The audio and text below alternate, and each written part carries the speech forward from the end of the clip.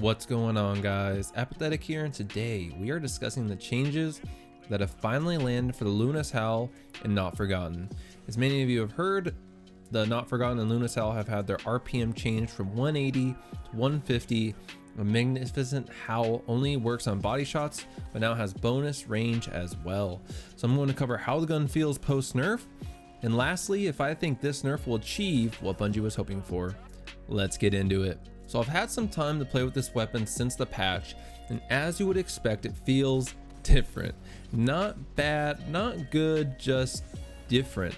The biggest adjustment I had was adjusting to the RPM, especially if you were using this weapon leading up to the patch. You'll find yourself pressing the trigger more times than the weapon can fire initially, but once you adapt, it's not so bad. I actually found the change in RPM nice because it allowed me to pace my shots a little better and land headshots more consistently. Getting into how Magnificent Howl has changed, and this for me was the biggest adjustment I had to make when using the weapon. So in order to take advantage of Magnificent Howl, you need to hit 2 crits, and that third shot needs to be a body shot in order to take advantage of that bonus damage. There were a couple instances where I was landing crits and I had to fight every instinct in my body to aim at my enemy's body. I think anyone who has been playing FPSs long enough is going to know what I'm talking about. We are trained since Halo to focus on hitting those headshots, so forcing yourself to hit a body shot may feel pretty weird, but I'll admit the NF still had that nice crispy feeling after landing 2 headshots and then just finishing them off with a body shot. Now, something I noticed I wasn't expecting was the bonus range and how that would make the weapon feel. Because Magnificent Howl now grants bonus range and damage, it can make the weapon feel it has more range than it actually does. I found I was able to engage with my opponents from a little further than I normally would with this weapon, which used to be a pain point for me in the past, so that was a nice unexpected benefit to have. Overall, I'd say this weapon still feels pretty good, and I think it's going to still be a community favorite, which I'll get into next. Do I think this nerf is going to achieve the weapon diversity Bungie was looking for, especially on console? It's a little early to tell, but honestly, I don't think so. This weapon still feels pretty strong, and because this weapon is still maintaining the traits that help it have less recoil and bloom, it's still going to be the go-to option on console.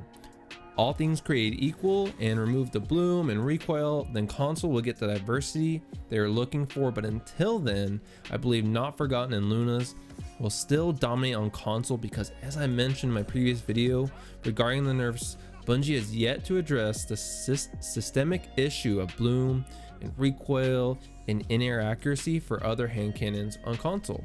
Because at the end of the day, it was never that these weapons were way too powerful. The issue is they just perform way more consistently than other hand cannon options on console, again because of the lack of bloom that improved in-air accuracy. The real loss here comes for players on PC. While this gun doesn't feel terrible on PC, there are other weapons that just outperform it significantly. Ace of Spades and the Last Word are going to be the go-to options on PC, hands down. The Ace of Spades has way more range, can 3-tap without needing crits, and Memento Mori has gained an additional shot, which can make this weapon even more deadly. Then you have the Last Word, which again, because of the lack of recoil on PC, has great range and consistency, and with a practiced hand can just melt people. Then on top of that, you throw in the fact that I can pair a Recluse with the Ace or the Last Word. Now it's game over. That's like having the Ace and the Recluse or Last Word and the Recluse is such an OP build, and it lets you be so aggressive. But ultimately, I hope this nerf does help with the diversity on console. I truly do. But I hope if it doesn't, Bungie either addresses the issue of bloom on console or doesn't nerf pinnacle weapons like this in the future. I'm looking at the Recluse right now because I feel like it's next on the chopping block, but hopefully not. At the end of the day though, the nerf kind of landed how I expected. Not as bad as everyone thought it would be, but ultimately the PC side of players are the ones most affected by these changes because it doesn't affect, I don't think it's going to really change the meta on console all that much. But let me know in the comments below, especially my console players. Is Not Forgotten and Luna still the go-to on console? And how do you guys feel about the changes now that you've had a chance to try the weapons out? Thanks so much for watching, guys. Make sure you like and subscribe if you enjoyed, and I'll catch you guys in the next one.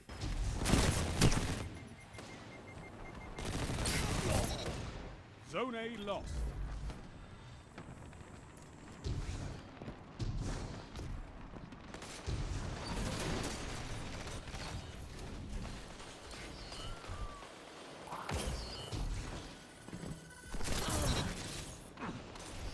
Double down.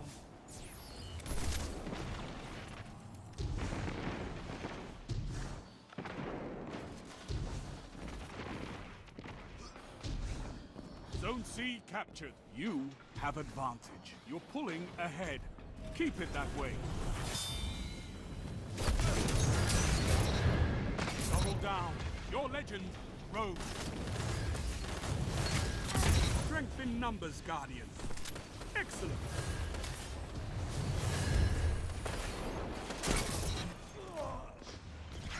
2 for 1.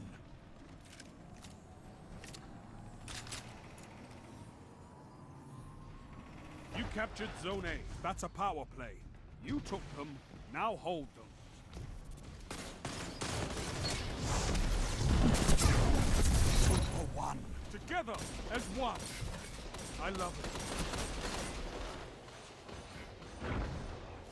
Zone B lost.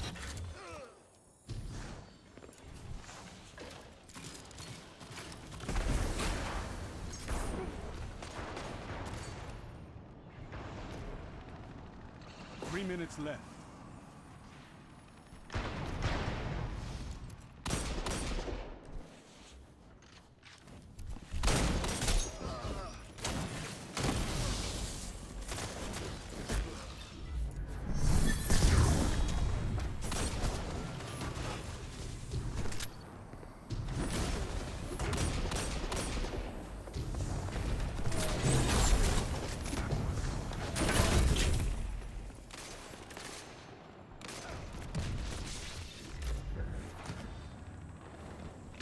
Zone C captured. You have zone advantage. Your opponents are gaining on you. Zone A lost.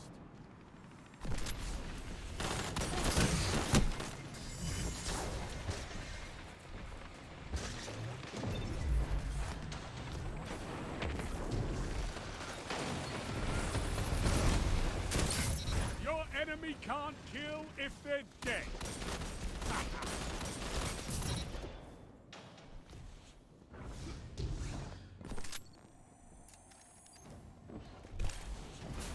Zone A captured. Now make it rain. You have advantage. Double down.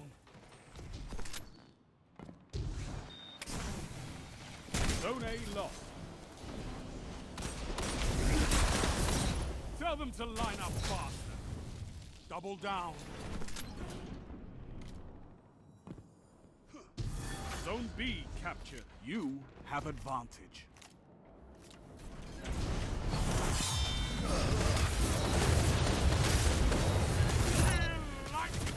Double down.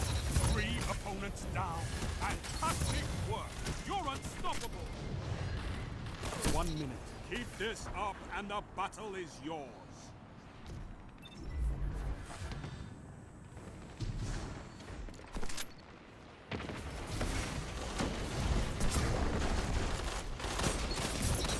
Double down. Victory is all I ask. Good.